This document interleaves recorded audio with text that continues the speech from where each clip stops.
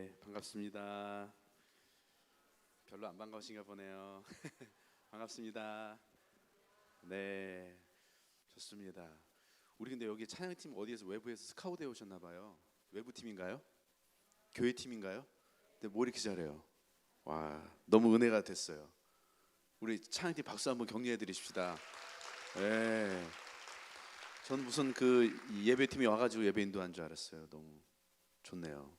복 받으신 줄 믿습니다. 예. 저는 이제 그 목사님 소개해 주신 것처럼 유튜브에 따라하는 기도라는 영상 콘텐츠 올리고 있거든요. 혹시 들어보셨나요? 예, 들어보신 분들 계시고 혹시 제 채널에 구독자분 계시면 손 한번 들어보십시다. 예, 예, 계시네요. 좋습니다. 뭐 여러분 다 잘 되겠지만 구독하시면 조금 빨리 잘 될 겁니다. 예. 저 혹시 모니터 조금만 더 올려줄 수 있을까요? 예, 감사합니다. 제가 이 따라하는 기도를 이제 어떻게 처음 시작하게 됐냐면, 저는 이제 분당에 있는 그 지구촌 교회에서 한 20년 정도 사역하다가 2019년도에 이제 사역을 마치고 2020년 안식년 시간 보냈거든요. 사역을 다 내려놓고 계획이 없었는데 그냥 사역 내려놓고 안식년 시간 보내면서 제 아내에게 이제 제가 여보 우리 이 안식년 기간 동안 매일 가정 예배 드리면 좋겠다고 그랬더니 제 아내가 가정 예배는 좋은데 그걸 매일 해야 되냐 그러더라고요. 그래서 그래도 매일 했으면 좋겠다고 그래서 이제 매일 저녁에 9시에 그냥 30분씩 짧게 그냥 했어요. 짧게. 근데 이제 가정 예배를 드리는데 이게 횟수가 반복될수록 점점 시간이 길어지는 거예요. 어떤 날은 새벽 2시에 끝났어요. 9시 시작해가지고 막 누가 시켜서 억지로 한 게 아니고 하나님이 진짜 그 가정 예배의 은혜를 엄청 부어주셨어요. 그래서 예배 드리면서 아내도 울고 저도 울고 하나님이 그 시간 정말 저희들 많이 만져주셨거든요. 같이 말씀 나누다가 울고 또 말씀 붙들고 기도하다 울고 아내가 저를 축복해주고 제가 아내를 축복해주고 또 하나님 주셨던 그 은혜들 나누고 하다 보면 막 시간이 그렇게 가는 거예요. 하루는 이제 12시가 넘어가지고 이제 가정 예배가 끝났는데 제 아내가 저를 보더니 여보 나 내일까지 못 기다리겠다고 우리 내일 예배 지금 바로 드리자고 어차피 12시 지났으니까 막 예배 바로 드리자는 거예요. 그래서 그건 아닌 것 같다고 막 말리고 그랬거든요 제 아내를. 근데 하루는 이제 가정 예배를 드리는데 무슨 말씀이었냐면 우리의 삶이 다른 누군가에게 도움이 되는 삶을 살아라 이런 말씀이에요. 도움을 주는 삶을 살아야 된다. 근데 제가 이제 뭐 할 게 없더라고요. 교회도 지금 사임했죠. 또 코로나가 있어가지고 할 수 있는 게 없어요. 뭘 해야 되나 하는데 아침에 이제 핸드폰에 보면 우리 카톡에 오늘 누구 생일이라고 이제 아침에 알려주거든요. 그날 아침에 한 형제 이제 생일이 떠서 이제 어떻게 생일을 축하해 줄까 하다가 제가 그냥 기도문을 써서 보내줬어요. 장문의 기도문을 써서 오늘 너 생일인데 오늘 내가 너 기도로 축복해 주고 싶다. 그러면서 이제 장문의 기도문을 보냈거든요. 근데 그 친구가 이제 답장을 보냈었는데 목사님 저 이런 생일 선물 처음이라고 너무 위로가 되고 격려가 된다고 너무 감사하다고 그 형제가 이렇게 답장을 보냈었는데 이제 그 일이 생각이 나가지고 기도를 어려워하는 분들에게 좀 기도를 도와줄 수 있으면 좋겠다 생각이 들어서 저는 뭐 유튜브 할 줄도 몰라요. 영상 만들 줄도 모르고 야매로 그냥 핸드폰으로 기도문 녹음해가지고 유튜브에 영상 올렸어요. 도움 받을 사람들 받으라고. 이게 뭐 이걸 뭐 잘 기획해서 하고 그런 게 아니고 그날 그냥 가정 예배 때 주셨던 말씀에 순종하기 위해서 이제 시작했던 건데 생각지 못한 일이 일어났죠. 지금 제 채널의 구독자가 25만 6천 명인가 뭐 매달 3천 명씩 늘어요. 별로 안 놀라시네요. 뭐 유튜브 하면 뭐 다 그 정도 하지 뭐 그런 표정으로 쳐다보고 계시네요 저를. 예. 매달 지금도 100만 명의 성도들이 와가지고 지금 함께 기도하고 있거든요. 근데 제가 그걸 보면서 뭘 느꼈냐면 우리 성도님들이 진짜 기도에 목말라 있었고 기도를 원했는데 기도가 너무 어려웠구나 이런 생각이 들더라고요. 오늘 여러분들은 기도 생활 잘 하고 계시죠? 예, 뭐 여기 오신 분들은 이제 그 기도의 용사들이잖아요. 여러분들 잘 하실 텐데 저는 이제 모태 신앙이 아니었거든요. 이제 중간에 이제 예수님 믿었는데 교회 갔는데 기도가 어렵더라고요. 찬양은 그냥 할 만해요. 솔직하게 처음 왔을 때. 왜냐하면 교회 왔더니 반복을 엄청 많이 해요. 기본 찬송가가 4절 5절에다가 또 인도하시는 분이 뭐 한 번 더 이러면 막 이게 반복을 많이 하니까 처음 듣는 찬송가도 몇 번 듣다 보면 그냥 따라 불러지거든요. 그냥 뭐 찬양 시간 그렇게 하면 되고 설교 시간이 그냥 강의 듣듯이 이렇게 받아 적으면서 열심히 들으면 되는데 기도 시간이 쉽지가 않더라고요. 또 제가 처음 다녔던 교회는 기도합시다 그러면 1시간씩 기도하는 그런 교회였어요. 나라와 민족을 위해서 기도합시다 그러면 설명이 없어요. 요즘 목사님들이 친절하셔가지고 이게 기도 제목을 주시거든요. 근데 저희 목사님은 그냥 나라와 민족을 기도합시다 그러면 설명이 없어요. 기도합시다 그러면 이제 옆에서 북치면 1시간 동안 기도해야 되는 거예요. 제가 아는 나라와 민족과 관련된 단어를 다 조합해도 5분 이상 안 나와요. 이거 뭐 2번, 3번 반복하다 보면 하는 저도 민망하고 듣는 주님도 민망하실 것 같고 뭐 이게 기도가 이게 힘들더라고요. 1시간 버티기가 너무 힘들었어요. 그때 제가 이제 어떻게 했냐면 저희 교회 보니까 기도를 뜨겁게 하시는 분이 계시더라고요. 그래서 제가 그다음부터 그 집사님 뒤에 앉았어요. 그리고 집사님이 기도하면 전 뒤에서 뭐라고 기도했냐면 주님 제가 하고 싶은 기도가 이 기도였어요. 주님 이 기도 저도 응답해 주세요. 이 기도 저도 아멘이요. 그러면서 그 집사님 막 앞에서 기도하면 주님 아멘 아멘 저도 이 기도 응답해 달라고 그렇게 기도했거든요. 그러니까 1시간이 그냥 가지더라고요. 근데 신기해요. 혼자 앉아가려고 기도하려고 앉았는데 그 집사님이 하셨던 기도가 생각이 나요. 제 입에서 그 집사님이 하셨던 기도를 똑같이 따라 하고 있더라고요. 기도는요 어렵지 않아요. 쉽습니다. 누구나 할 수 있어요. 기도는 뭐 무슨 기도에 대단한 막 기름 부음이 있고 기도에 능력 있는 그런 분들만 하지 않고요. 누구나 할 수 있어요. 그냥 듣고 따라하면 돼요. 여러분들도 다 대표 기도 시키면요 다 목사님 기도 비슷해요. 목사님 기도 이렇게 그 단어들 다 들었던 거 가지고 여러분들 하잖아요. 어느 교회나 가보면 다 그래요. 오늘 목사님 기도하셨지만 교회들 가보면 보통 이제 성도님들이 기도하시는 거 보면 목사님 기도 비슷해. 다 여러분 기도는 듣고 따라하는 거예요. 안 믿으시네요. 남이 한 기도 그거 듣고 따라한다고 그게 기도가 될 수 있냐 이런 표정이신데 그렇지 않아요. 기도는 듣고 따라하는 것부터 시작하는 거예요. 예수님 제자들이 예수님께 와가지고 주님 우리도 좀 기도를 가르쳐달라고 우리도 기도를 배우고 싶다고 그랬더니 예수님께서 뭐라고 말씀하십니까? 그러므로 너희는 이렇게 기도하라. 하늘에 계신 우리 아버지여. 이름이 역시 명문주일학교 나오신 분들은 딱딱 맞춰서 하시네. 좋아요. 주기도문 들려주시면서 기도 가르쳐달라고 했더니 주기도문 들려주시면서 이거 듣고 따라하라는 거예요. 따라하는 기도의 원조가 전 저인 줄 알았는데 예수님이 이미 하고 계셨더라고요. 이런 기독교의 가장 공신력 있는 기도 훈련 방법이 뭐냐? 듣고 따라하는 거예요. 제 채널에는 이제 기도를 듣고 따라하다 응답 받으신 분들의 간증이 진짜 엄청나게 많아요. 진짜요. 와서 시간 되시면 보세요. 댓글만 보세요. 간증 은혜 기도 듣고 따라하다 응답 받으신 분들 간증이 엄청 많아요. 몇 가지만 소개해드리면 안 믿으신 것 같아가지고 몇 가지만 소개해드리면 목사님 자기는 모태신앙이었대요. 모태신앙 알지 않냐고. 기도도 못하고 예배도 못하고 아무것도 못한다고. 그러다가 자기도 이제 기도를 좀 배우고 싶어서 어떻게 해야 되나 하는데 이 따라하는 기도를 보게 됐다는 거예요. 그래서 이걸 듣고 따라하기 시작했는데 목사님 요즘에 기도가 너무 재밌다고. 아침에 눈 뜨면 제일 먼저 자기가 기도한대요.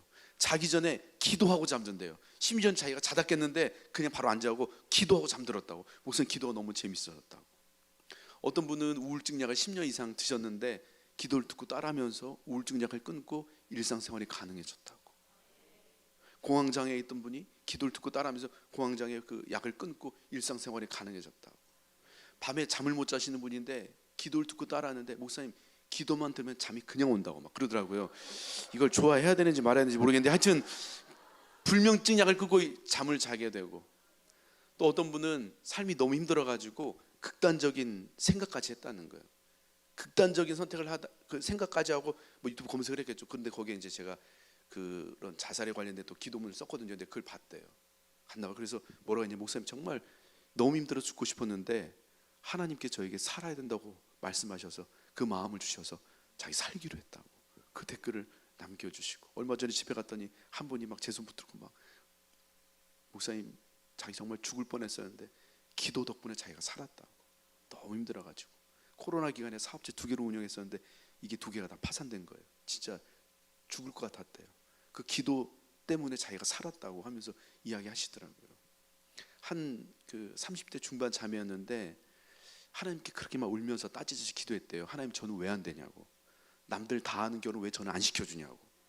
제가 그렇게 기도했는데 저 결혼시켜달라는 기도도 이기적인 기도고 욕심으로 하는 기도여가지고 응답 안 해주시는 거냐고. 왜 저는 결혼 안 시켜주냐고 막 그렇게 하나님께 따지지 막 했는데 유튜브 알고리즘의 은혜로 거기서 배우자를 구하는 기도를 보게 됐대요. 그냥 봤겠어요. 배우자 이런 거 검색했으니까 뜨겠지 뭐 하여튼. 근데 그걸 틀어놓고 뜯어가지고 그냥 봤대요. 눌러놓고 들었는데 그 기도를 듣는데 그렇게 서럽게 눈물이 나더래요. 근데 그리고 났는데 며칠 있다가 한 형제를 소개받았는데 그 형제는 결혼하게 됐다고 연락이 왔어요. 목사님 이거 기도 듣고 따라하다 응답 받았으니까 와서 주례 좀 해달라고. 그래서 가서 주례 해주고 온 적 있어요. 한 30대 중반 자매인데 이 자매는 신앙이 없는 자매예요. 근데 암에 걸렸어요. 30대 중반인데. 근데 이제 제 채널의 구독자분이 그 자매 사촌 언니였나 봐요. 사촌 동생이 암에 걸렸다고 하니까 신앙이 없는데 그냥 카톡으로 보냈대요. 이 기도 영상, 이 질병을 치유하는 이 기도 영상을 보내면서 한번 이거 듣고 따라해봤으면 좋겠다. 그런데 그 자매가 그 기도 틀어놓고 이제 치료받는 과정 내내 매일 틀어놓고 듣기도 하고 막 따라도 하면서 그렇게 이 치료의 시간을 보낸 거예요. 그리고 다시 또 항암 치료 받으려고 병원에 가서 이제 검사하잖아요. 검사했는데 암세포가 다 사라졌다는 거예요. 그래서 울면서 연락이 왔어요. 이 자매 대전 사는 자매인데 지금 열심히 신앙생활을 하고 있어요. 하나님의 사랑이 믿어지지 않는다고 했던 분들이 기도를 듣고 따라하면서 하나님의 사랑이 믿어지고, 믿지 않는 그 가족들, 형제들 위해서 내 가정에 형제들이 있었는데 아무도 안 믿었대. 자기 혼자 예수 믿었는데 기도를 듣고 따라했는데 한날 한시에 이 내 가정이 다 교회 나와가지고 교회 등록했다고 그 간증이 올라와요. 여러분, 하나님이 들으시고 응답하지 않으시면 이런 일들이 어떻게 가능하겠어요? 남이 한 기도 그거 듣고 따라한다고 그게 기도 될 수 있냐고 여러분 그렇게 질문할 수 있지만 그렇지 않아요. 기도 듣고 따라하는 것부터 시작하는 거예요. 오늘 여러분들 기도 잘 하시겠지만 솔직하게 나는 매일 하루에 10분 이상 기도하지 않는다, 그런 분들 계실 거예요. 계시죠? 솔직하게 뭐 이렇게 금요일날은 와서 하지만 나 솔직히 매일 하루에 10분 이상씩 기도하지 않는다, 그런 분들은요 한번 따라하는 기도 가지고 한번 해봤으면 좋겠어요. 앞으로 한 달간만이라도, 또 1년 하라고 하면 또 여러분 인상 쓸 거잖아요. 그러니까 일단 한 달간만 매일 10분 그냥 기도 보고 읽으시면 돼요. 읽으면서 기도하면 돼요. 한 달간이라도 한번 해보시면 좋겠어요. 난 앞으로 한 달간 매일 10분씩 한번 기도하면, 내 인생에 그렇게 해본 적 없지만 한번 10분씩이라도 한번 매일 한번 한 달간 한번 기도해 보겠다. 그럼 한번 손 한번 들어주세요. 솔직하게. 지금 손 안 드시는 분은 믿음이 없는 게 아니고 센스가 없는 거예요. 지금 강사 와가지고 막 손 들라고 하는데 고집부리고 끝까지 안 드시는 분들, 예, 한번 해보시는 거예요. 아시겠죠? 뭐 강의 뭐 여기 설교 듣는 것도 좋지만 여러분이 진짜 한번 10분이라도, 한 번도 안 해봤던 분이 하루 10분이라도 한번 한 달간이라도 한번 해보십시오. 듣고 따라 해보면 진짜 쉬워요. 이따 한번 해보겠지만 시간 금방 가요. 진짜예요. 이따 한번 해보겠습니다. 하여튼 기도는 따라하면서 시작하는 거거든요. 근데 우리가 기도할 때 반드시 기억해야 될 한 가지가 있어요. 그건 뭐냐면 기도는 방식보다 대상이 중요하다는 거예요. 기도는요 어떻게 하느냐보다 누구에게 하느냐 중요해요. 기도하시는 분들 모습 보면 다 제각각이에요. 어떤 분들은 막 주여 부르짖어 기도하는 분들 계시고, 어떤 분들은 친구와 대화하듯 조곤조곤 이야기하면서 기도하는 분들 계시고, 어떤 분들은 막 방언으로 기도하는 분들 계시고, 어떤 분들은 침묵으로 고요하게 기도하는 분들 계시거든요. 여러분은 기도하면 어떤 이미지가 떠오르세요? 어떤 그림이 떠오르세요? 다 달라요. 근데 우리가 실수하는 게 있어요. 뭐냐면 많은 분들이 기도의 스타일을 가지고 기도를 판단해요. 막 주여 부르짖어 기도하신 분들 보면서 하나님 귀가 먹었냐고, 뭘 그렇게 시끄럽게 기도하냐고, 유난 좀 그만 떨라고, 막 새벽에 쭉 기도하고 났더니 앞에 메모난 게 났더라고요. 예배당 전세 냈냐고, 조용히 좀 하라고 막 이렇게 붙여놨더라고요. 친구와 또 대화도 조곤조곤 이야기하면서 기도하는 분들 보면서 그렇게 식은죽 같은 기도를 하나님께 들으시겠냐고, 좀 열심히 좀 해야지 막 그러면서 또 뭐라고 하시더라고요. 방언으로 기도하시는 분들 보면서 무슨 말인지도 모르고 하는 기도가 그게 무슨 기도냐고, 방언 기도 그런 거 기도 아니라고 이렇게 말씀하시고, 또 침묵으로 기도하시는 분들 보면서 침묵 기도는 이방 종교에서 행하는 명상에 불과하다고, 그건 기도 아니라고 또 이렇게 판단하시더라고요. 근데 그렇지 않아요. 기도의 스타일은요 그분이 처한 상황, 그분의 기도 제목, 그분의 성품, 그분의 은사에 따라 다 다를 수 있어요. 하나님은 부르짖는 기도도 들으시고 대화하는 기도도 들으십니다. 방언 기도도 알아들으시고 침묵 기도 가운데도 좀 함께 하십니다. 하나님은 어떤 스타일의 기도를 더 좋아하는 게 아니고요, 기도하는 저와 여러분을 좋아하는 거예요. 여러분, 기도의 스타일은 틀린 게 아니고 다른 거죠. 틀린 게 아니에요. 여러분, 우리만 기도하지 않아요. 다른 많은 종교도 기도해요. 근데 그들의 기도와 우리의 기도의 차이점, 우리가 하는 기도의 우리만의 이 독특성, 우리만의 차별성은요 기도의 스타일이나 기도의 방식이 아니고요 기도의 대상이 다르기 때문입니다. 여러분, 누구에게 기도해요? 하늘에 계신 우리 아버지요, 성경을 통해 계시된 이 성삼위 하나님, 온 우주 만물을 창조하시고 다스리시고 구속하시고 완성하신 하나님, 우리의 모든 문제보다 더 크시고 원수보다 강하신, 나보다 나를 더 사랑하신 그 살아계신 하나님께 기도한다는 거예요. 우리가 기도할 때요, 기도에 열심히 부족해도 괜찮아요. 기도의 스타일이 좀 부족해도 괜찮습니다. 기도하는 우리 자신이 부족해도 괜찮습니다. 근데 기도할 때 우리가 반드시 기억해야 될 건 내가 지금 누구를 향해 기도하냐는 거예요. 우리의 기도를 들으시는 분이 오늘 내 기도에 응답하실 수 있는 살아계신 하나님이냐는 거예요. 여러분, 우리 열심히 기도해야 돼요. 뜨겁게 기도하고 간절히 기도해야 되는데요, 우리의 열심보다 더 중요한 건 지금 내가 누구를 향해 기도하냐는 거예요. 오늘 여러분들이 기도의 대상을 분명히 하시기를 우리 주님의 이름으로 축복합니다. 근데 많은 분들이요, 기도의 대상을 분명히 하지 않더라고요. 이렇게 예배당에 와서는 하나님께 기도해요. 근데 새해 시작하니까요, 신년 운세 보러 가요. 자식 결혼시켜달라고 그렇게 예배당 와가지고 기도하고선요, 결혼한다고 배우자 데리고 오니까요, 사주 궁합 보러 가요. 지금 우리 집이 이렇게 안 풀리는 건 조상 몇 자리가 잘못돼서 그렇다고, 몇 자리 옮겨야 된다고 막 이런 거 하고 계시고, 신앙의 대상이 분명하지 않다는 거예요. 기도의 대상이 분명하지 않은 것입니다. 오늘 저는 여러분들이 기도의 대상을 분명히 하시기를 우리 주님의 이름으로 축복합니다. 여러분, 제 아들이요, 아무리 열심히 준비하고 막 PPT 준비해가지고 막 프레젠테이션을 아무리 열심히 해서 잘해 완벽하게 해도요, 옆집 아저씨한테 가면 등록금 못 받아요. 부족해도 좀 서툴러도 어눌해도 저한테 와서 얘기해야 얘가 등록금 받죠. 이 아이의 열심보다 더 중요한 건 이 아이가 지금 누구를 향해 나가는 거죠. 기도도 마찬가지예요. 우리는 살아계신 하나님을 향해 기도하는 것입니다. 아멘. 오늘 그 하나님께서, 크고 놀라우신 하나님께서 오늘 우리의 기도를 들으십니다. 아멘.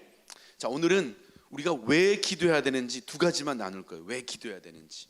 첫 번째, 우리 왜 기도해야 되느냐? 기도는 하나님의 자녀만이 누릴 수 있는 놀라운 특권이기 때문에 그렇습니다. 기도는 하나님의 자녀들만이 누릴 수 있는 놀라운 특권입니다. 지금 우리 시대는 매우 자기중심적인 시대가 되었어요. 내가 중요하고요, 철저히 나를 중심으로 세상이 돌아가고 있어요. 그래서 핸드폰도 무슨 폰이에요? 아이폰. 내가 중요하다는 거죠. 너무 억지 같나요? 하여튼 여러분, 세상이 나를 중심으로 돌아가고 있어요. 동의하시죠? 대답 안 하시나요? 동의하시나요? 좋은 말 할 때 대답 잘해주면 좋겠다 생각이 드네요. 동의하시죠? 근데 그 말은 틀렸더라고요. 세상은요, 나를 중심으로 돌아가지 않습니다.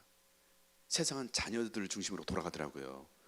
저희 집의 주인은 제가 아니고 제 아들이더라고요. 저는 이제 목회자다 보니까 책이 많거든요. 책이 좀 많아요, 엄청. 제 아내가 막 이사할 때마다 엄청 뭐라고 하거든요. 막 여보, 책이 너무 많다고, 봤으면 버리라고, 이제 막 너무 많다고, 이거 어떻게 하냐고 막 엄청 뭐라고 하거든요. 그래도 그 모든 환난과 핍박을 견뎌내면서 막 제가 여보 안 된다고, 절대 책은 버릴 수 없다고, 차라리 나를 갖다 버리라고, 책은 안 된다고 막 그러면서 제가 제 책을 막 소중히 지켰거든요. 근데 어느 날 정신 차려 보니까요, 제가 책장에 있는 제 책을, 제가 그렇게 소중히 여기던 제 책을 제가 제 손으로 직접 버리고 있더라고요.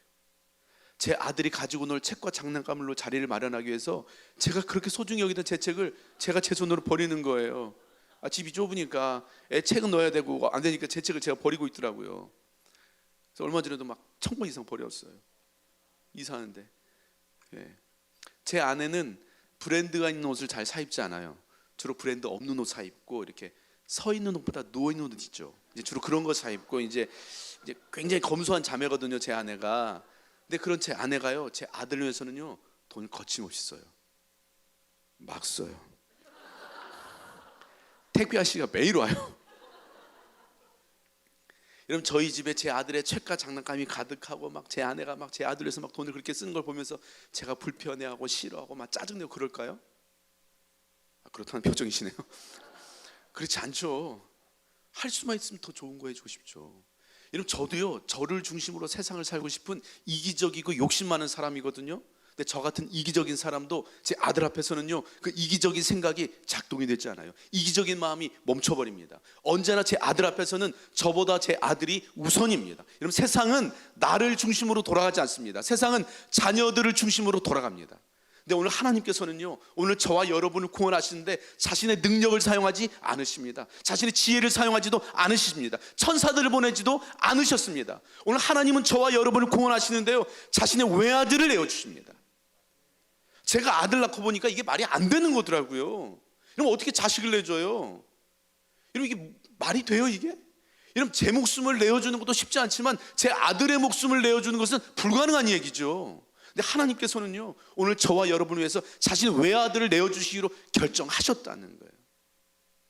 여러분, 기독교가 뭐예요? 하나님의 아들이신 예수 그리스도를 내 인생의 구원자와 주님으로 영접함으로 말미암아 죄인 되었던 우리가 이제 하나님의 자녀가 되었다는 거예요.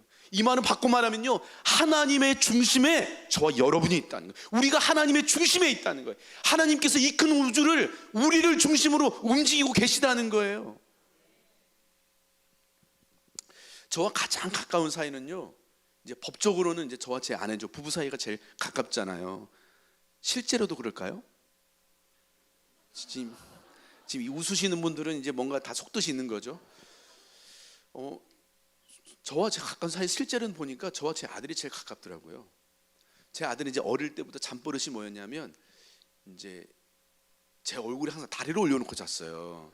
아시겠지만 아이들은 항상 가로 본능이 있어요. 자는데 꼭 가운데 껴가지고 가로로 누워서 자요. 그래서 엄마 머리를 이렇게 손으로 꼬면서 다리를 제 얼굴에 올려놓고 비비면서 이렇게 잠을 들었어요. 어릴 때부터 애 이제 그 잠버릇 습관이 그거였는데, 얘가 좀 컸는데도 계속 제 얼굴에 다리를 올려놓고 이게 잠을 자는 거예요. 그래서 아침에 일어나가지고 이제 제 아들 이름이 산이거든요.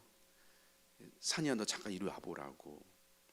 네가 잘 때 이렇게 아빠 얼굴에 다리를 올려놓고 자니까 아빠가 잠을 못 자겠다고, 좀 앞으로 좀 반드시 좀 자라고 제가 이렇게 이제 말씀을 드렸거든요. 그러면 이제 내 아빠 앞으로 좀 반드시 잘게요, 이제 그럴 줄 알았는데 그냥 씩 한번 웃고 말더라고요. 그리고 저녁이 됐는데요, 제가 아침에 무슨 말 했는지 전혀 기억도 안 나고 그냥 제 얼굴에 다리 다시 딱 올리더라고요. 얘는 음식을 먹다가요, 맛이 없잖아요, 뱉어가지고 아빠 먹으러 제 입에 놓더라고요. 여러분, 제가 제 아내랑 아무리 가까워도요, 제가 자면서 감히 막 제 아내 얼굴에 막 다리 올리고 자지 않거든요. 그러다 재앙이 임하죠. 제 아내가 뭐 음식 먹다가 맛없다고 뱉어가지고 당신 먹으라고 하지는 않습니다. 근데 제 아들은 저에게 그렇게 하더라고요. 저와 가장 가까운 사이가 누구인지 보니까요, 저와 제 아들의 관계예요.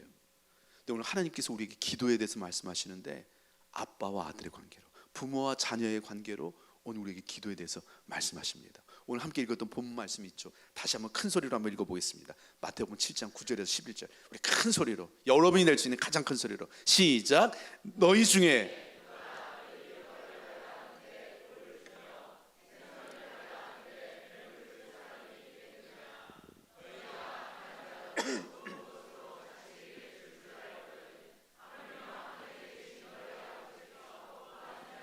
좋은 것으로 주시지 않겠느냐. 좋은 것으로 주시지 않겠느냐. 좋은 것으로 주시지 않겠느냐. 자녀인 우리가 떡이 먹고 싶다고 하면 하나님 떡집이라도 사주시겠다는 거예요. 생선이 먹고 싶다고 하면 생선 가게를 차려서라도 우리의 기도에 언제나 가장 좋은 곳으로 응답하시는 아빠, 아버지라는 거예요. 로마서 8장 32절에 이런 말씀이 있어요. 자기 아들을 아끼지 아니하시고 우리 모든 사람을 위하여 내주시니가 어찌 그 아들과 함께 모든 것을 우리에게 주시지 않겠느냐.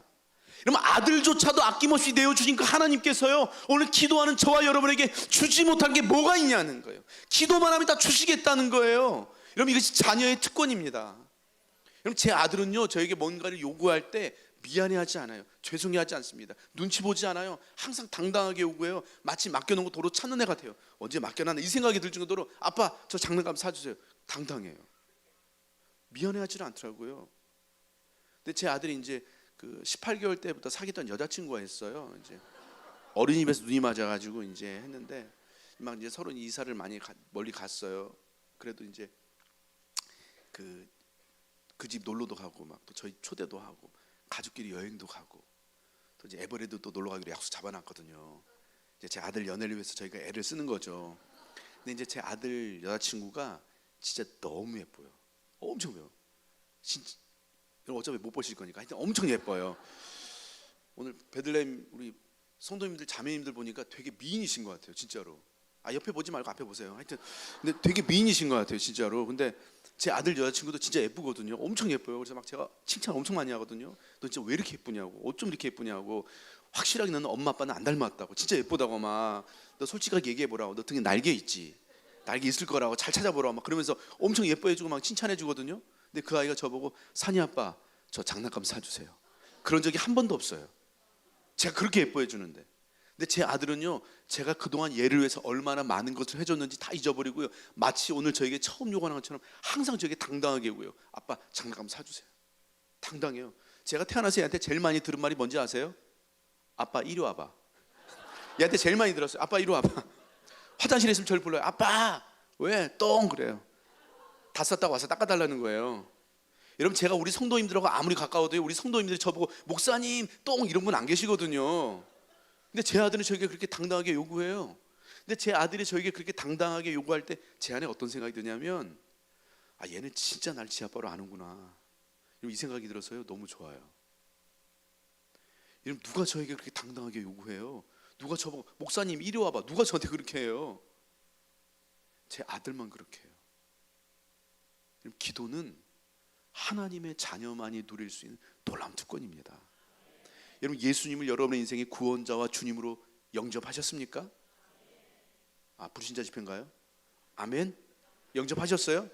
하나님 진짜 여러분의 아빠라는 거 믿으세요? 근데 왜 기도할 때 옆집 아저씨 대하듯 그렇게 기도하세요?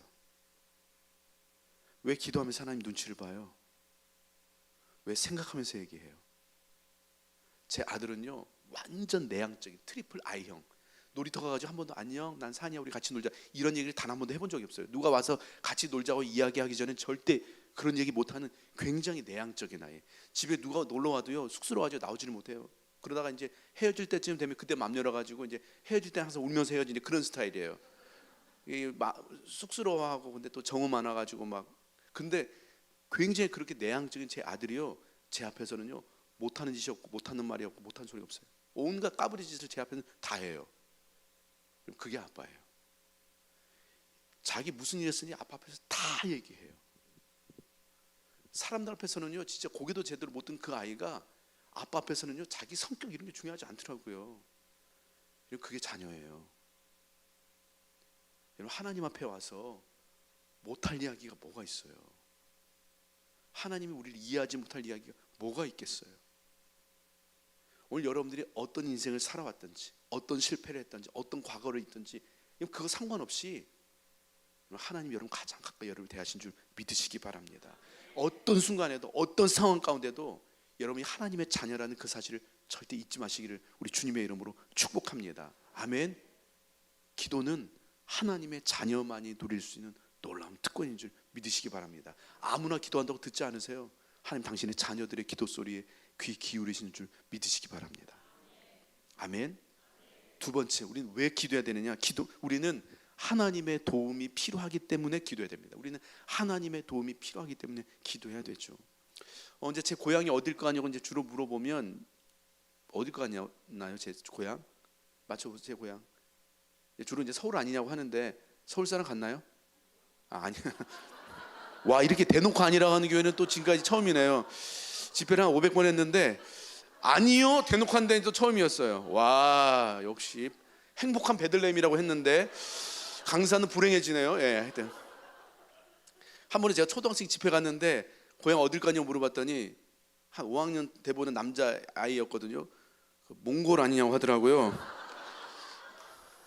그날 그 초등학생하고 제가 맞짱 한번 뜨려다가 겨우 참았어요. 제가 이 목사만 아니었으면 한바탕 했을 텐데 제 고향은 몽골이 아니고 지리산이에요. 지금 표정이 몽골이나 지리산이나 이런 표정이세요 지금. 여러 번 상처받는데요 지금. 제가 살았던 마을에는 교회도 없었고 교회 다니는 사람도 없었어요. 저는 장씨인데 저희 마을은 다 장씨들만 사는 한 할아버지의 자손들이 모여 사는 철저한 유교 마을. 마을에 교회는 없었는데 마을 제일 높은 곳에 커다란 집이 있었는데 거긴 뭐한 곳이었냐면 마을 사람들이 다 함께 모여서 항상 제사 지내는 그 제각이 있었어요. 커다란 제각이 있었고 마을에 이제 목사님은 안 계셨지만 굿하신 할머니는 계셨어요. 그래서 정월 대보름이 되면 마을 앞에 커다란 불집을 피워놓고 막 구슬하면서 마을 잔치를 벌이는 철저한 이 유교와 샤머니즘이 가득했던 교회 다니는 사람이 한 명도 없었던 그런 마을이었어요. 그래서 거기서 제가 이제 부모님 몰래 이제 교회를 가게 됐고 이제 고등학교 2학년 때 예수님을 제대로 만난 거예요. 예수님 만났는데 너무 좋더라고요. 진짜 너무 좋아요. 막 기도하고 예배드리는데 너무 좋은 거예요. 막 시간이 아까울 정도로, 시간 하는 게 아까울 정도로 예수님 너무 좋았어요. 근데 하루는 기도하는데 야, 이 좋으신 예수님하고 어떻게 하면 더 오랫동안 같이 좀 있을 수 있을까 이 생각을 하는데 저희는 이제 교회를 갔거든요. 근데 목사님이 아예 교회 사시더라고요. 그때 갔던 교회가 목사님이 교회가 집이 있었어요. 그래가지고 항상 언제 가도 교회에 계시더라고요. 그래서 야, 목사님이 되면 하나님하고 더 오래 같이 있을 수 있겠다 이 생각이 들어가지고 야, 그럼 나도 목사님이 돼야 되겠다. 그래서 물어봤어요. 저도 목사님이 되고 싶은데 어떻게 하면 되냐고. 그랬더니 신학대학교를 가면 된대요. 전 그날 처음 알았어요. 목사님이 대학교 가서 되는 건지. 아니 뭐 기독교 이런 걸 잘 몰라가지고 그냥 어디 기동 같은 데 가가지고 한 40일 딱 기도하고 내려오면 그냥 시켜준 줄 알았거든요. 근데 그게 아니래요. 대학교를 가야 되는데 뭐 한 7년 걸린대요. 그래서 야, 이 목사 되기가 쉽지 않구나 이제 생각했지만 그래도 그럼 한 목사님 돼보자 이제 생각하고 이제 열심히 공부를 했거든요. 근데 이제 학교에서 이제 모의고사를 보는데 전국 모의고사를 본 거예요. 전국.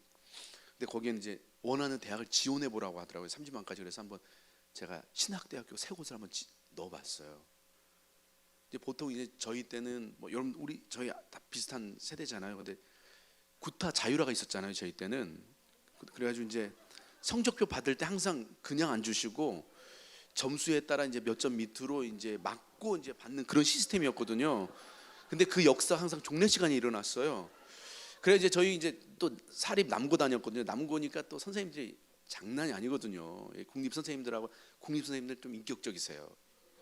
이제 우리 사립 선생님들은 막 진짜 다 조폭 이런 느낌이고 학교 전체에 여자 선생님 딱 두 분 있었는데 이 여자 선생님 두 분이 제일 무서웠어요. 하여튼 뭐 그런 학교였어요. 근데 이거 종례 시간 하니까 이제 성적표 나올 때쯤 되면 이제 저희도 이제 다 반스 한 3장 껴 입고 막 엉덩이 휴지 끼고 이제 종례 시간 기다리거든요. 근데 이제 성적표 이게 안 나오는 거예요. 그래서 그 다음 날 또 다시 반스 3장 입고 막 또 휴지 않고 기다리는데 안 나와요. 해보시면 아시겠지만 이게요 빨리 맞는 게 낫지 맞는 거 기다리는 시간이 훨씬 더 피 말라 죽어 이게 진짜. 매일 반스만 3장 입고 막 앉아 있고 막 휴지 끼고 막 난리거든요. 그 주가 다 갔는데 이제 나올 때가 됐는데 안 나온 거예요. 그래서 한 주가 지났어요. 그때 이제 제가 또 기숙사 생활하고 있어가지고 주말에도 이제 부모님 계신 그 집으로 갔거든요. 부모님 댁에 딱 들어왔는데 아버지가 저를 보자마자 하얀색 봉투를 집어 던지시는 거예요. 뭔가 하고 열어봤는데 그 신학대학교 썩혀 저희 있는 그 성적표가 집으로 우편으로 직접 발송이 된 거예요. 이건 계획이 없던 거였는데 이게 집으로 우편으로 발송되니까 제가 얼마나 당황이 됐겠어요. 지금 교회 다닌다고 얘기도 못했는데 지금 신학교 간다는 얘기를 해 순서가 다 뒤바뀌어 버렸잖아요. 이게 그러니까 막 너무 당황스럽고 저희 아버지도 이제 막 멀쩡하던 아들이 막 신학교 간다고 하니까 너무 충격을 받으셨어요. 공감을 못 하시는데 지금 장로님 아들이 스님 되겠다고 하는 그런 충격이에요. 이게 엄청 충격적인 일이에요. 지금 공감을 못 하시네. 지금 그 얘기를 하는데 다들 뭐 그 신학교 놀라 주셔야지. 저희 아버지 너무 충격을 받으셨어요. 아들이 이제 목사님 된다고 하니까 너무 그래가지고 불러가지고 이제 어떻게 된 거냐고 그래서 근데 그날 처음으로 이제 아버지 제가 교회를 다니고 있고 이제 목사님이 되고 싶은데 목사님이 되려면 신학대학교를 가야 된다고 해서 저 목사님 되고 싶다고 그랬더니 저희 아버지가 딱 한마디 하시더라고요. 네가 신학을 하면 나는 단 한 푼도 너 지원해 줄 수 없으니까 다시 생각하라고. 일주일 시간 줄 테니까 다시 생각하라고. 또 저희 아버지 카리스마 장난 아니시거든요. 따라. 그리고 나서 이제 온 동네 사람들이 다 왔는지 모르겠는데 제 느낌에 다 와서 뭐라고 하는 것 같아요. 막 와가지고 막 너 왜 그러냐, 정신 차려라, 어디 갈 데 없어, 그런 데를 가냐, 멀쩡한 애 다 버렸다 막 그러면서 막 한 선배는 와가지고 너 한 번만 더 교육하면 가만 안 둔다고 막 또 하고 막 다 친척들이니까 막 엄청 막 와가지고 뭐라고 하더라고요. 그리고 다시 또 이제 그 학교 가가지고 한 주 또 보내고 이제 그 다음 또 주말이 돼가지고 이제 또 다시 또 왔거든요. 왔더니 이제 아버님 이미 술이 한 잔 되셨어요. 뭐 아들 이제 그러니까 아들이 신천지에 빠졌다고 생각해봐요. 제정신이겠냐고. 아버지 한 주 아버지도 이제 따르시는 그 주님과 충만하게 한 주를 보내셨죠. 어떻게 할 거냐고 그러시더라고요. 저희는 집 문화가 뭐 싫어요, 못해요, 안 해 이런 문화가 아니거든요. 아버지 말이 거의 법인 그런 문화예요. 거기서 이제 뭐 싫어 이런 얘기 태어나서 한 번도 그런 얘기 해본 적이 없었는데 그날 이제 아버지에게 아버지 저 그래도 목사님 되고 싶다고. 근데 제가 이제 늦둥이 막내예요. 이제 저희 누님하고 형님은 이제 저희 아버지가 이제 철없을 때 놓으셔가지고 그냥 막 개 키우지 막 키우셨어요. 그냥 낳기만 하고 그냥 낳고 사려주고 뭐 이런 분위기였어요. 근데 저는 이제 아버지가 늦게 늦둥이로 나가지고 이제 아버지도 철이 들고 그래가지고 이제 되게 예뻐해 주시면서 막 저희 누님 형님 한 번도 놀이공원 이런 데도 안 가봤는데 막 그런 데 데리고 다니면서 이제 그렇게 되게 예뻐 하셨거든요. 그날 이제 태어나 처음으로 아버지한테 주먹으로 한 대 맞았어요. 그 자리에서 한 대 맞고 그 자리에서 바로 기절했어요. 제가. 저희 아버지 이제 권투하셨던 분이거든요. 그래서 이제 한 대 맞고 기절하고 정신 차려 보니까 온 집이 다 엉망이 됐더라고요. 당장 나가라고. 그때 또 제가 한창 은혜 받을 때라 이제 순종을 잘해서 집에서 나왔어요. 항상 은혜를 받아야 돼요. 그래서 더 있으면 죽겠다 이 생각이 들더라고요. 그래서 나왔어요. 고등학교 2학년 때. 고등학교 2학년이 집에서 쫓겨나가지고 할 수 있는 게 뭐가 있어요? 하나님 도와달라고 기도하는 거죠. 학교 기숙사비를 못 내가지고 학교 기숙사에 쫓겨났어요. 갈 데가 없어가지고 친구 독서실에 이제 몰래 들어갔다 거기서 들켜가지고 막 또 쫓겨나고, 갈 데 없어가지고 이제 그때 저희 다녔던 교회가 이제 지하실에도 예배당이 있었는데 거기 이제 새벽 예배 드린 예배당인데 거기는 이제 그 마루로 돼 있어가지고 신발 벗고 들어가는 그런 마루로 돼 있었거든요. 그래서 이제 거기 가가지고 이제 방석 깔아놓고 이제 자고, 이제 새벽 예배가 5시인데 우리 권사님들 꼭 4시부터 와. 진짜. 새벽 예배 끝나고 은혜 받고 기도하셔야지 왜 미리 와가지고 기도하는지 하여튼 모르겠는데, 하여튼 4시부터 와요. 그럼 또 이제 4시 일어나가지고 옆에서 자빠져 잘 수 없잖아. 그러니까 이제 일어나서 이제 기도 뭐 이렇게 좀 하는 척 하다가 새벽 예배 끝나면 이제 하고 이제 학교 가고, 또 학교 끝나면 또 그 학교에 있다가 저녁에 밤 되면 또 교회 지하실로 가가지고 방석 깔아놓고 또 자고 이렇게 했었거든요. 근데 이제 저희 교회에서 한 30분 정도, 40분 떨어진 산속에 기도원이 하나 있었는데 그 기도원에서 이제 제 소식을 듣게 된 거예요. 그래서 기도원에 방을 하나 줄 테니까 그럼 여기서 지내라고 그래서 이제 고등학교를 기도원에서 다녔어요. 예, 되게 좋아하시네요. 매일 새벽 다시면 일어나가지고 새벽 예배 빡, 고3 때도 새벽 예배 한 번도 빠진 적 없이 빡 완전 막 그렇게 이제 했거든요. 그리고 이제 수능을 보고 신학교를 지원을 했어요.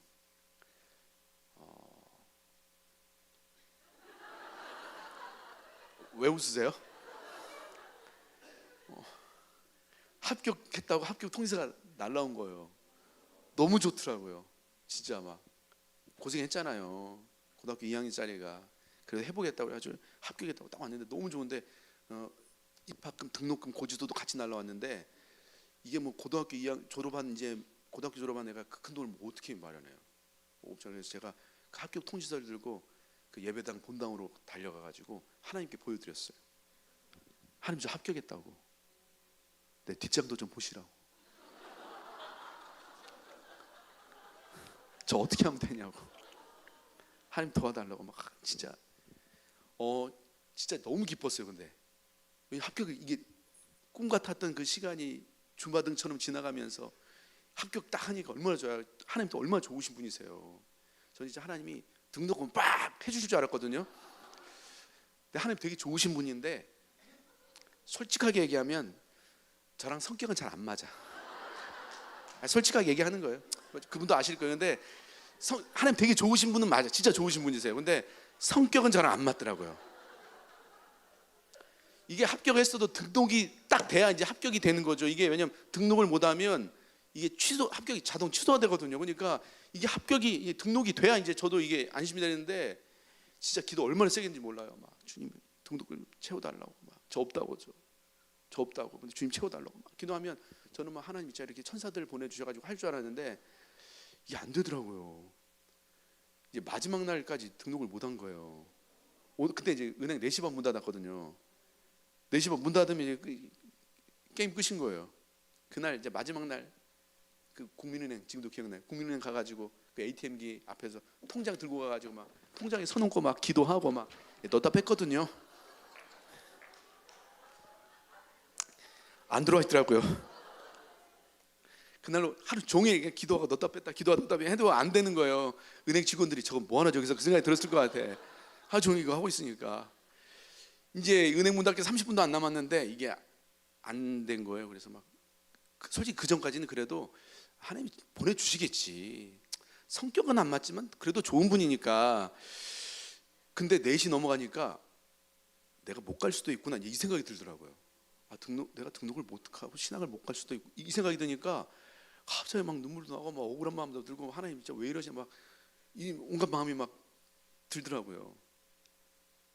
이제 은행 문 닫기 진짜 몇 분 안 남았는데 하나님이 진짜 천사들을 보내주셔가지고 진짜 하나님 되게 좋은 분인데 가끔씩은 좀 쪼잔해. 좀 많이 주셔야 되는데 진짜 등록할 만큼 딱 해가지고 일단 등록은 했어요. 그래서 진짜 겨우겨우 이제 세이프 해가지고 등록은 했거든요. 그리고 이제 신학교 갔는데 뭐 부모님 도움 없이 이제 신학했으니까 뭐 아르바이트 진짜 많이 했어요. 뭐 이렇게 야간 경비하는 아르바이트도 하고 택배 분류하는 아르바이트. 요즘 기계가 좀 예전에 사람이 다 그거 했거든요.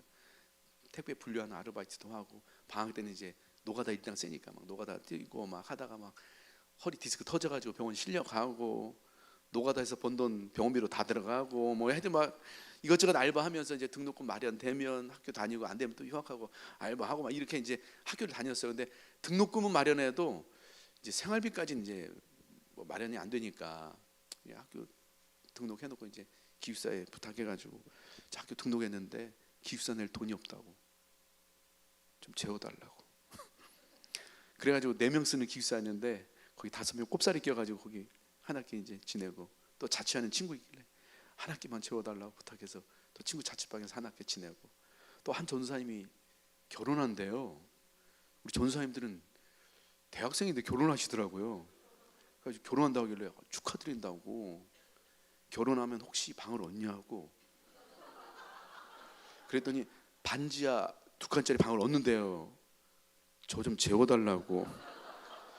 그래서 신혼집에서 셋이 같이 지냈어요. 그러면 안 되는 거인데 너무 제가 철이 없었어요. 지금 생각하면 그건 아니었는데 다른 초이스가 있었을 텐데 내가 왜 그랬을까 생각이 들어요. 근데 뭐 그분들 사정도 딱했지만 제 사정이 더 딱했어요. 어쩔 수 없었어요. 그래서 그냥 그렇게 또 하고, 또 한 전도사님한테 이제 며칠만 재워달라고, 제 지냈고 알아볼 테니까 이제 며칠만 재워달라고 해가지고 그 집에 들어갔다 거기서 몇 년 있다 막 나오고 막 하면서, 나가라고 하는데도 안 나가고 버티고 하면서 막 또 지내고 막 했거든요. 신학교 3학년 때까지 이제 집에 못 갔어요. 뭐 그 당시에는 뭐 핸드폰도 없었으니까 전화하면 집으로 이제 공중전화 집으로 전화해야 되는데, 한번 전화했는데 저희 아버지 네가 전화 왜 하냐고 끊어버리시더라고요. 그러니까 이제 뭐 전화도 못 하고, 또 아버지 워낙 무서우니까 가지도 못 하고 이제 뭐 이제 혼자 공부한 거죠. 그 한 번에 진짜 그 수련회를 갔었는데, 그 롤링페이퍼를 하더라고요. 롤링페이퍼 아시죠? 이렇게 이름 큰 색도화지에다 가운데 이름 써놓으면 옆에 이제 축복의 그 편지를 써줘요. 한 그걸 쫙 이제 수련장에 붙여놨더라고요. 수련회 하고 있는데 중간에 이제 롤링페이퍼 궁금해가지고 가봤거든요. 한 자매가 제 롤링페이퍼에 너무 감동적인 축복의 말을 써놨더라고요. 그거 읽는데 막 눈물이 핑 도는 거예요. 제기야, 넌 왜 매일 똑같은 옷 입고 교회 오니? 그 옷은 교회 올 때 입고는 교복이냐? 다른 옷도 좀 입고 와라, 이렇게 써놨더라고요. 그걸 보는데 진짜 너무 창피하더라고요. 막 진짜 수련장에서 도망치고 싶었어요. 그래도 그런 건 힘들어도 솔직히 참을만 했거든요. 뭐 지낼 곳도 없고, 뭐 사입을 돈 없고, 뭐 학비가 없어가지고 맨날 휴학하고, 그래도 그것 때문에 막 힘들고 막 그런 건 없었는데, 뭐가 제일 힘들었냐면 엄마 보고 싶은 게 제일 힘들었던 것 같아요. 엄마 보고 싶어가지고 진짜 많이 울었던 것 같아요. 기도하면서 솔직하게 예수님 때문에 한 절반 울었고, 절반 그냥 엄마 보고 싶어서 울었거든요, 솔직히. 근데 기도하고 나면 옆에서 애들이 막 너 어떻게 기도할 때마다 울면서 기도하냐고, 넌 진짜 은혜를 많이 받는다고 막 얘기하는데, 거기다 엄마 보고 싶다고 어떻게 얘기해요? 그래서 그러냐고 뭐 이렇게 그리고 말았어요. 근데 제 신학교 다닐 때 아예 TV 안 봤어요. 왜냐면 스토리하고 상관없이 그냥 엄마 이야기만 나오면 저도 모르게 눈물이 나니까 이게 주체가 안 되는 거예요. 그래서 아예 TV를 안 봤어요. 그래서 저 신학교 다니는 동안 TV에서 뭘 했는지 아무것도 몰라요. 드라마도 모르고 가요도 모르고. 또 저희 신학교에서 이제 그 터미널 가는 그 사이에 시장이 있었거든요. 그 시장 지나갈 때 진짜 많이 울었던 것 같아요. 저희 어머니 그 한 번 파마하면 6개월씩 가는 그 뽀글이 파마 있잖아요. 시골 할머니들 하는 그 파마 하고 계셨는데, 그 시장 지나갈 때 그 뽀글이 파마하는 그 아주머니들 이렇게 보면 꼭 그게 엄마처럼 보여가지고 그 시장 지나가면 참 많이 울었던 것 같아요. 요즘에 드라마 있잖아요. 폭삭 소화수다. 저 그거 보면서 진짜 펑펑 울었던 것 같아요. 내 드라마보다 이렇게 기도할 때보다 더 크게 울었던 것 같아요. 진짜로. 제 아들이 아빠 이렇게 우는 거 처음 본다고 막 그러더라고요. 그 엄마 얘기 나오니까 너무 눈물이 나더라고요. 근데 엄마 언제 제일 보고 싶은지 모르죠. 엄마 언제 제일 보고 싶은지 아세요? 엄마는 매일 보고 싶어요. 신학교 3학년 가을쯤이었는데 엄마가 너무 보고 싶은 거예요. 강당에서 한참 울다가 안 되겠다. 그 강당 앞에 있는 공중전화 박스 와가지고 전화를 다시 한 번 했는데 전화를 안 받으시더라고요. 그래가지고 기절 한 번 더 하자 이렇게 마음 먹고 이제 부모님 계신 지리산으로 갔어요. 대문 앞에 섰는데 제 심장이 터질 것 같더라고요. 한번 기절해 봤잖아요. 그러니까 이게 막 너무 긴장이 되더라고요. 막 진짜 제 심장 뛰는 진동이 제 온몸에 느껴져요. 아버지 계실까봐 큰 소리도 못 내고 대문 앞에서 엄마 불렀는데 엄마가 대답을 안 하시더라고요. 그래서 엄마 저예요. 저 왔다고, 막내 왔다고 하는데 조용하더라고요. 알고 봤더니 이사 가고 안 계시더라고요. 인천으로. 너네 집 인천으로 이사 갔다고 오랜만이다 그러시더라고요. 주소를 받아가지고 버스를 다시 지리산에서 또 버스를 몇 번 갈아타가지고 부모님 계신 지리산 가는데 진짜 야곱의 심정이었어요. 결혼했으면 마누라 먼저 보냈을 텐데 뭐 혼자 있으니까 뭐 보낼 것도 없고 그냥 가는데 하여튼 아버지 제일 늦게 보고 싶다 이런 마음이었어요.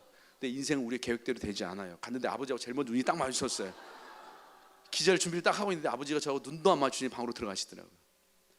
그리고 그날 몇 년 만에 어머니 만나가지고 밤새 부득하고 울었던 것 같아요. 여러분 아무것도 모르는 그 고등학교 2학년짜리가 어떻게 끝까지 포기하지 않고 신학을 하고 목회자가 될 수 있었을까요? 기도가 저를 붙들어주고 있었더라고요. 진짜 열심히 기도했어요. 새벽 예배 끝나면 3시간씩 기도했어요. 시간 가는 줄 모르고 기도했어요. 그래서 1교시 수업 시간 지각한 적이 진짜 많았어요. 수업 시간하고 수업 시간 공강 생기면 그냥 무조건 강당에 갔어요. 하나님께 살려달라고 매달렸어요. 불쌍히 여겨달라고. 저녁에 수업 끝나고 기숙사로 가기 전에 자취방으로 가기 전에 저희 그 학교 식당 밑에 개인 기도실이 있었는데 거기 가서 1시간씩 기도하고 금요일이 되면 철야 기도하고 진짜 철야 저녁 7시부터 해가지고 새벽 4시까지 밤새 철야 기도하고 또 산기도 진짜 많이 다녔어요. 높은 데 올라가면 하나님 좀 더 가까우니까 더 빨리 되지 않을까 싶어가지고 막 산기도 막 올라가가지고 막 기도하고 명절이 되면 다 고향으로 가는데 좀 갈 데가 없잖아요. 갈 수도 없고 그러니까 명절 되면 기도원 올라가가지고 하나님께 기도해서 하나님 올해는 제발 우리 가정에 기적을 베풀어 달라고 우리 부모님 불쌍히 여겨 달라고 하나님 은혜 베풀어 달라고 간절히 부르짖어 기도했어요. 근데 그렇게 지치고 힘들다가도요 기도만 하고 나면 알 수 없는 힘이 생기는 거예요. 주눅이 들고 위축이 되다가도 기도만 하고 나면 자신감이 생기고 앞이 전혀 보이지 않는데도 기도만 하면 마치 하늘 문이 열리는 것 같고 가진 것은 아무것도 없지만 기도만 하고 나면 마치 세상이 제 발 아래 있는 것처럼 느껴지더라고요.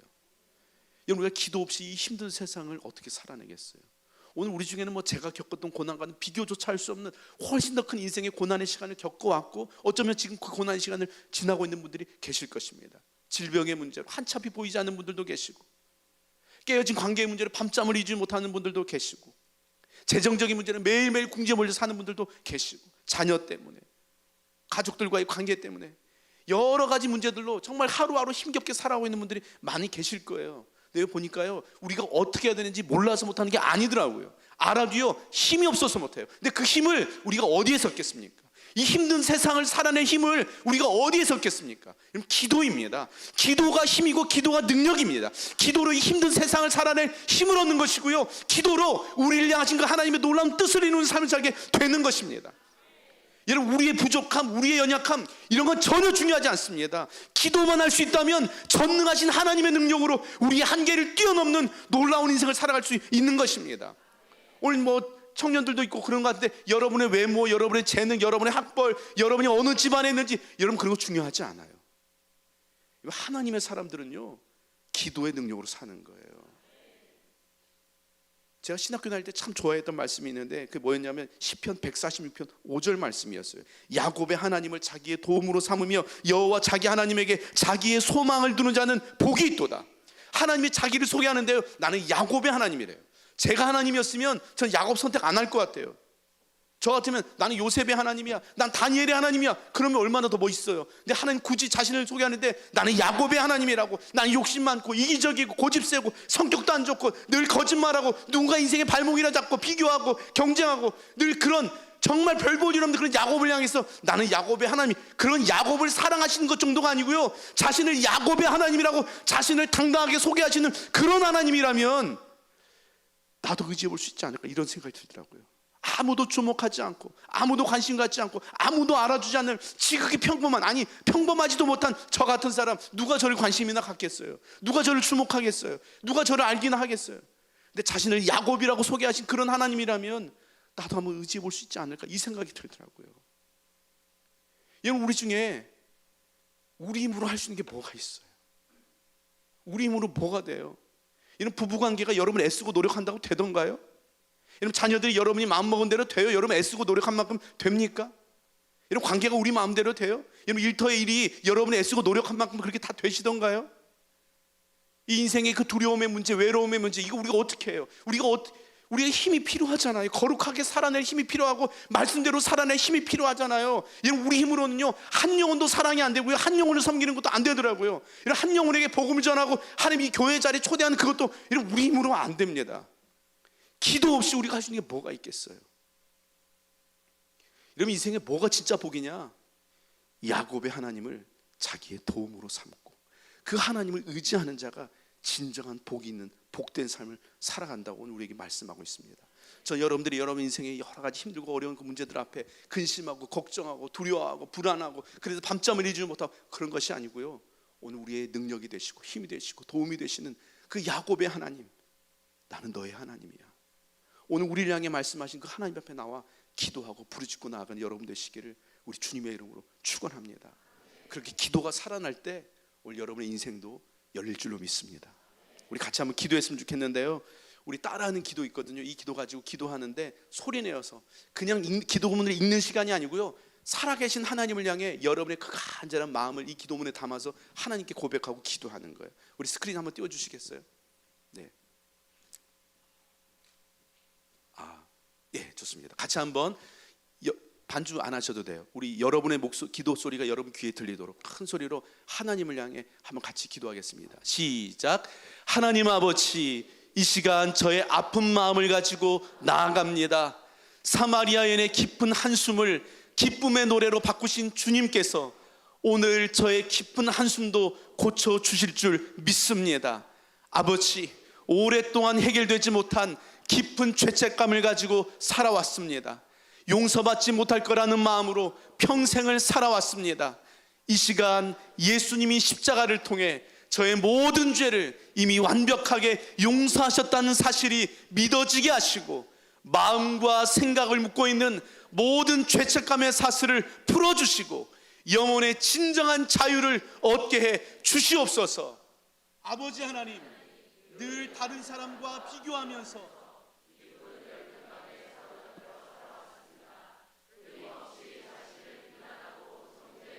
마음의 소리를 멈추게 하시고 너는 내 사랑하는 아들이요 내 기뻐하는 자라, 너는 내 사랑하는 딸이요 나의 기쁨이라 말씀하시는 하나님의 음성이 매일매일 가슴에서 울려 퍼지게 해 주시옵소서.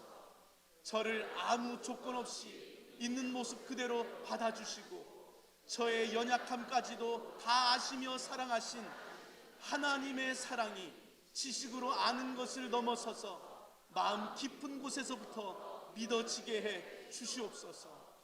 예수님이 아무 조건 없이 저를 사랑하셨듯 저도 저를 아무 조건 없이 사랑하겠습니다. 솔직한 내 모습, 진짜 내 모습, 있는 그대로의 나로 살아가겠습니다. 저의 성격, 외모, 재능과 상관없이 제가 얼마나 특별한 존재인지 알고 모든 가식적인 모습을 내려놓겠습니다. 있는 그대로의 나를 사랑하겠습니다.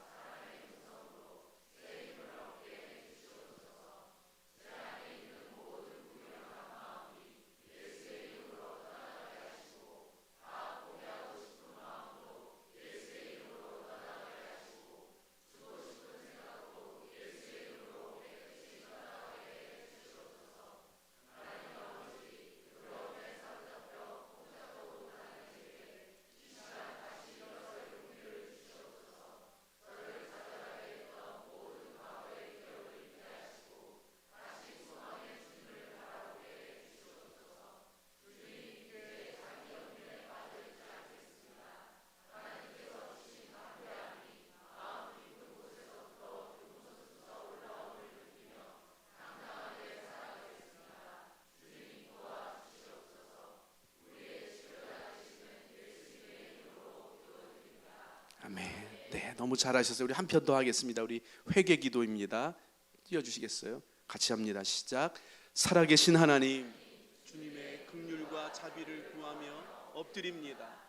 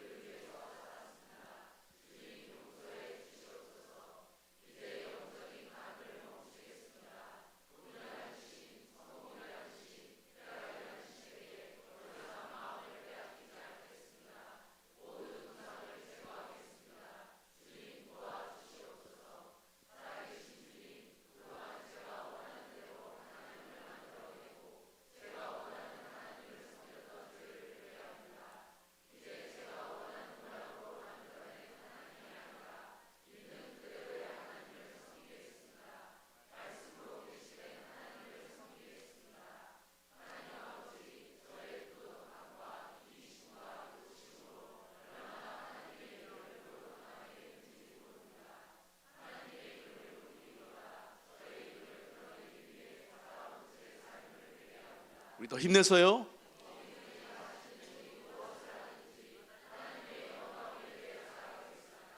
하나님의 이름을 위해 의의 길을 걸어 가겠습니다. 주님 인도해 주시옵소서.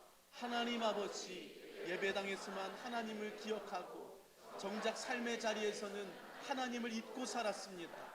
제가 하나님인 것처럼 생각하며 제가 노력하기만 하면 다 된다는 생각으로 살았습니다. 하나님을 예배하기보다 제 감정과 기분을 예배하며 살았습니다. 주님, 예배를 무너뜨린 죄를 회개합니다. 용서해 주시옵소서. 이제 하나님을 기억하며 살겠습니다. 하나님을 경외하며 살겠습니다.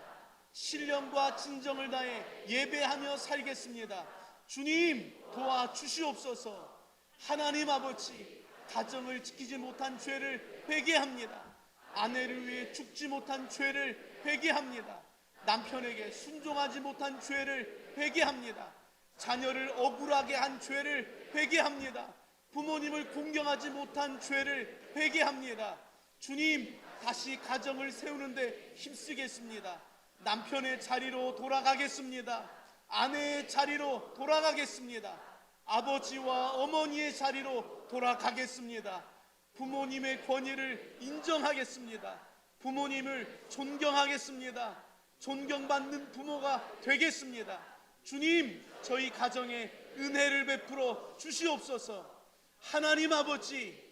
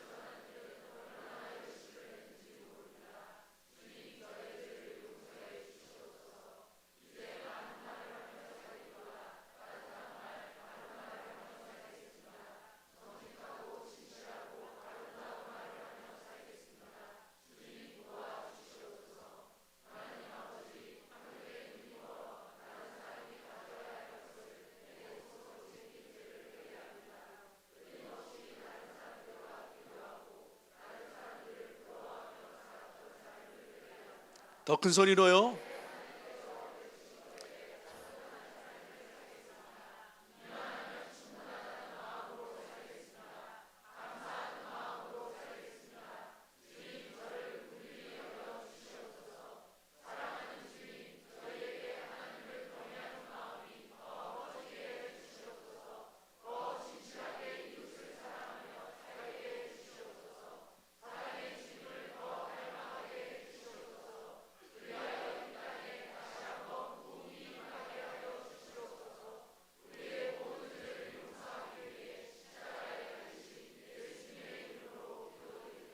아멘.